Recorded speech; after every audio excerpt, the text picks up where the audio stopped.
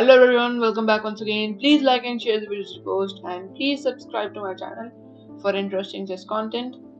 So the game I'm gonna show today was one of my games that I played against IM NIkola Dudukovic, who is a very strong chess player besides being a very good person. Uh, in this game he played white and I played black, and this game is a tactical one. Um, So he begins with knight to f3, the ready opening, d5, g3, knight to f6, bishop g2, c6, castles, bishop g4, d4. Taking control of the center, a very common idea, knight b d7, and now c4. And I decided to make things take a tactical turn in the game. So I played d takes c4, and the whole game I tried to hold on to that pawn a4. And now his threat is very simple: knight a3 followed by knight takes c4, as you can see on the screen. I played bishop takes f3, bishop takes f3 e5, as activity is everything, and a bishop can go to one of these three squares. I can choose any one of them, the most suitable one. Knight a3, and now he's attacking my pawn, so I took the knight. Rook takes a3, and I'm castled. After I came back home, I analyzed the game, and the computer was recommending e4, but during the game I was not so sure about this move. Not here actually. Instead of bishop takes a3, first e4 here, and then after bishop g2, then bishop takes a3, rook takes a3, and castles.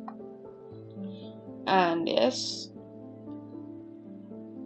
I didn't play that in the game, as I did not want to relieve the tension in the center, as my e pawn is attacking his d pawn. So I took and castled directly. Bishop g2, rook to e8, and my plan is simple. I want to take on d4, and then rook takes e2.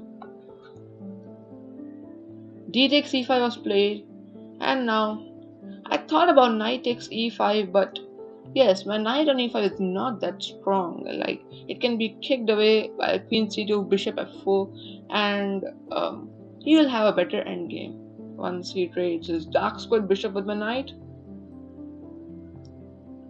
So I played rook takes e5, and I wanted to defend my c4 pawn with my knight. That's why I played that.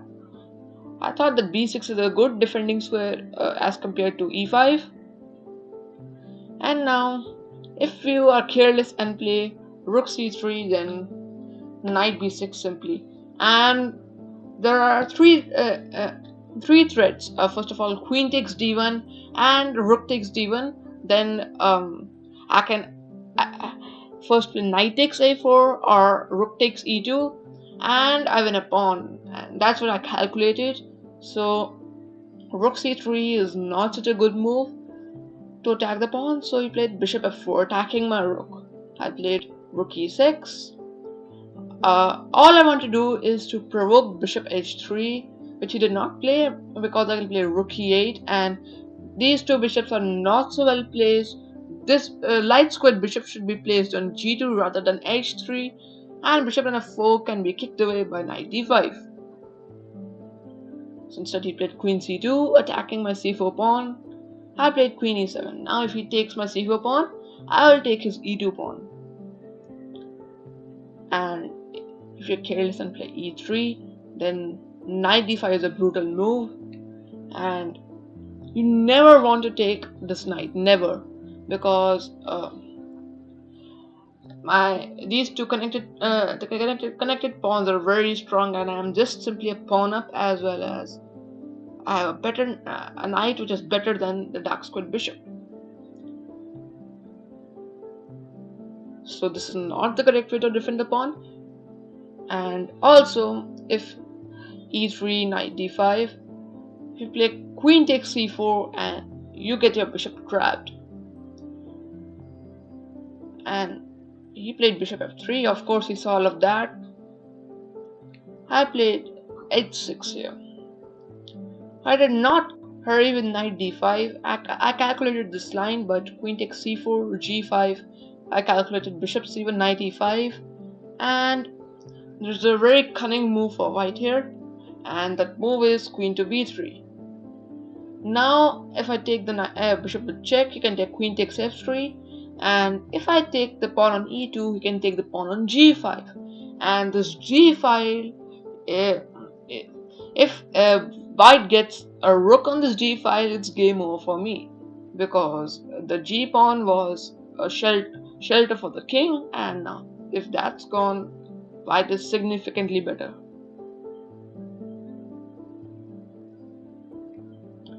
So I played h6, queen takes c4, g5.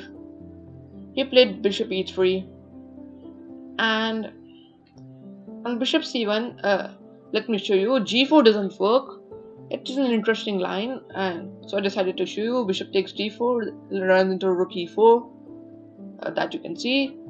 And if bishop g2, rook takes c2, there's bishop takes h6, and the opening of f5 is not far away, after which a terrifying attack will come on the black king. So of course you don't want to weaken your king side that much. So he played bishop e3 in the game, and I played knight e5, attacking the queen and the bishop.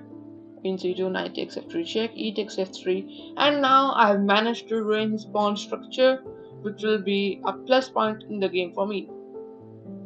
I played knight d5, attacking his a3 bishop, bishop d4, very natural, and now b6, the threat of c5, and you can see that almost all of my pawns will be on dark squares, and his bishop is out of the pawn chain, and this will make the bishop very passive. So he played rook a1, because he can't save his bishop from being traded with the knight, as if he were to play b3, then his rook is hanging simply and he can't retreat with the bishop. That's a problem. So he played rook a1. I played c5 immediately, bishop c3, and now rook e2 with tempo, attacking the queen, and my rook on e2 is a killer rook. You might have heard that rooks on 7th are killers, and queen d3, knight takes c3, and now he played b takes c3, but I think more accurate was queen takes c3, keeping the passed pawns not the passed pawns, but the pawns on the queen side connected. But he played b takes c3, and I played rook d8 with tempo, and my rook will come to d2. Queen a6 was played by him. I played rook d2, and both of my rooks from the 7th rank, and that's very, very dangerous for him. And now he played a5, a very natural move. I think better was maybe rook a d1, allowing rook takes f2, rook takes f2, rook takes d1 check. At least he could have held on for a few moves. But he played a5, and now I would allow you to pause and think what is the best, absolutely best move for black. If you're able to do it, you are a genius, and the move is queen to e3, and after this move was played by me, he instantly resigned, after thinking for a while, because the plan is that if you take f takes c3, there's rook g2 check, king h1, rook takes h2 check, king g1, and rook dg2 mate. And during the game I saw rook ae1, but the idea is that if you take, you lose your queen, and there's no longer this 7th rank threat. But after rook ae1, there's rook takes f2, rook takes e3, then there's rook g2, and the same plan, rook dg2 mate. So after I played queen e3, he resigned, as because you cannot save the f2 pawn, and once f2 pawn is gone, it's gonna be made soon. You cannot prevent that. So I hope you enjoyed that. Thank you for watching. See you soon and goodbye.